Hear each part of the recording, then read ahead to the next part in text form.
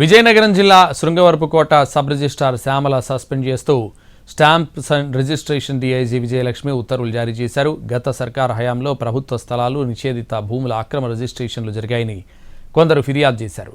దీంతో ప్రభుత్వం విచారణకు ఆదేశించింది. ఇటీవల రెవెన్యూ శాఖ ప్రత్యేక ప్రధాన కార్యదర్శి సిసోడియా విజయనగరం జిల్లా పర్యటనలో పర్యటించినప్పుడు ఎస్కోటలోని రిజిస్ట్రార్ కార్యాలయంలో పలు దస్త్రాలను పరిశీలించారు. రిజిస్ట్రేషన్లలో పలు అక్రమాలు జరిగాయని గుర్తించారు. దీంతో ఎస్కోట సబ్ రిజిస్ట్రార్ శ్యామలపై వేటు పడింది.